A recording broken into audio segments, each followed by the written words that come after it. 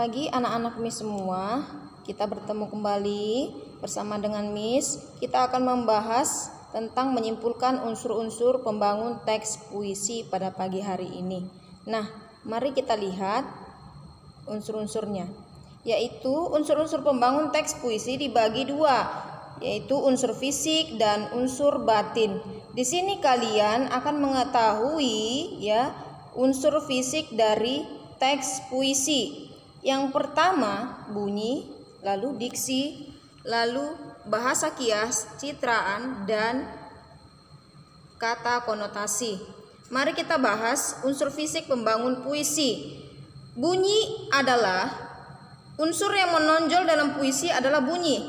Nah, bunyi berperan antara lain agar puisi terdengar merdu jika dibaca atau diperdengarkan. Bahasa puisi cenderung menggunakan perulangan bunyi. Nah, di dalam puisi perlu sekali atau menonjol di dalam puisi adalah bunyi. Bunyi sangat berperan bagi kita ketika kita membacakan puisi. Nah, apabila bunyi tersebut terdengar merdu, maka sangat enak dibaca atau sangat enak diperdengarkan oleh para pendengar. Nah, oleh sebab itu kita belajar mengenai bunyi pada saat ini.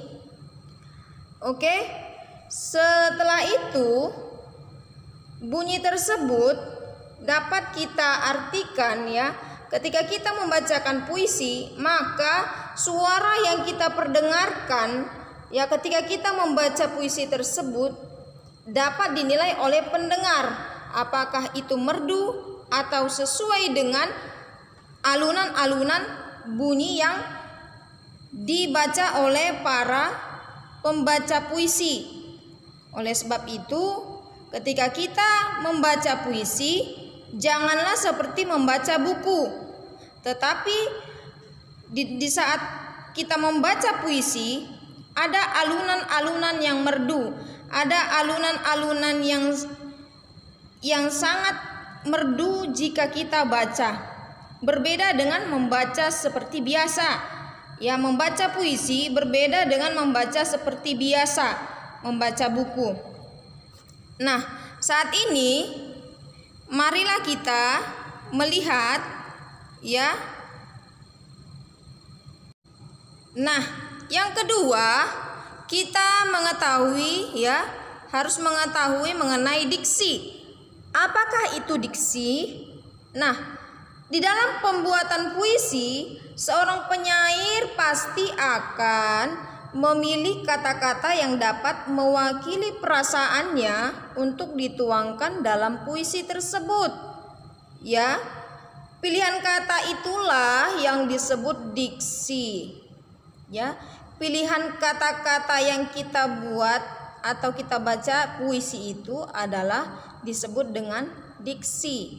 Maksudnya di sini kita membuat puisi dan kita memilih kata-kata yang tepat sebagai ungkapan perasaan kita di saat kita menuangkan puisi tersebut. Itu yang dimaksud dengan diksi. Sudah jelas mengenai diksi? Nah, di dalam membuat puisi kita harus memberikan kata-kata yang sesuai dengan pilihan nanti kita. Nah, dan yang ketiga adalah bahasa kias. Bahasa kias bahasa kias ini bisa juga dikatakan penggunaan majas. Kita sebelumnya sudah mempelajari mengenai majas. Nah, bahasa kias atau penggunaan majas digunakan di dalam puisi untuk mendapatkan efek tertentu.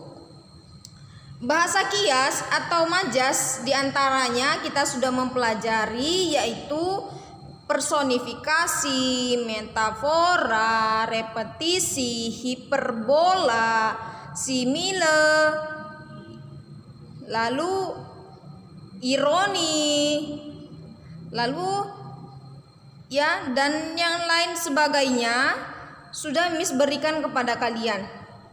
Di dalam berpuisi lebih banyak ditemukan majas metafora dan majas personifikasi. Mis sudah jelaskan majas personifikasi itu apa, majas metafora itu apa. Nah, mari kita lanjutkan kita lanjutkan lagi yang keempat ya, di dalam unsur-unsur pembangun teks puisi. Yang keempat yaitu citraan. Nah, citraan ini merupakan suatu bentuk penggunaan bahasa yang mampu membangkitkan kesan yang konkret terhadap suatu objek melalui media kata-kata. Ulang, citraan merupakan suatu bentuk penggunaan bahasa yang mampu membangkitkan kesan yang konkret terhadap suatu objek melalui media kata-kata. Nah, citraan ini terdapat beberapa citraan, yaitu citraan penglihatan, citraan pendengaran, citraan perabaan, citraan pengecapan, citraan penciuman, ya. Sama juga dengan indera pengecap, indera penglihat, indera pencium, indera peraba, pendengaran. Nah, itulah dia mengenai citraan. Oke, mari kita lihat lagi yang kelima. Konotasi menurut Kamus Besar Bahasa Indonesia adalah tautan pikiran yang menimbulkan nilai rasa pada seseorang ketika berhadapan dengan sebuah kata.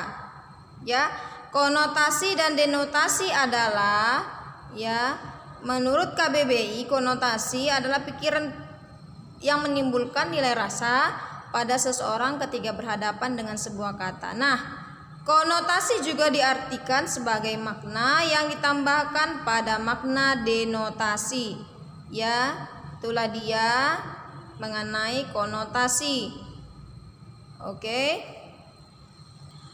Konotasi tersebut contohnya misalnya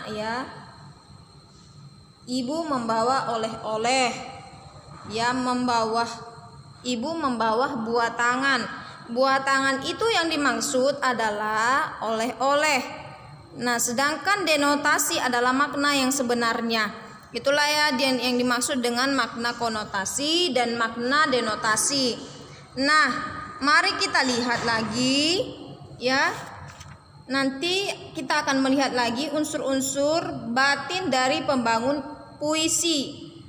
Tadi kita sudah melihat unsur-unsur dari fisik pembangun puisi. Yang pertama tadi Miss ulang adalah bunyi, yang kedua adalah diksi, dan yang ketiga adalah bahasa kias atau penggunaan majas, dan yang keempat adalah citraan, dan yang kelima adalah konotasi. Selanjutnya kita akan melihat nanti mengenai bentuk fisik dari puisi. Sampai di sini pembahasan kita mengenai unsur-unsur pembangun puisi. Miss harap kalian bisa mempelajari ulang di rumah agar kalian bisa mengerti mengenai unsur-unsur pembangun puisi. Nah, Miss harap kalian juga harus rajin membuka buku, jaga kesehatan, rajin berolahraga, dan cukupkan vitamin, cukupkan istirahat. Lalu kalian harus menggunakan masker apabila kalian keluar rumah. Terima kasih buat kesempatan kali ini. Sekian dan terima kasih pembelajaran hari ini. Biarlah kiranya kita dapat berjumpa kembali, belajar di sekolah, dan jangan lupa berdoa selalu walaupun masa sekarang adalah masa pandemi. Terima kasih, selamat pagi, salam sehat dari Miss.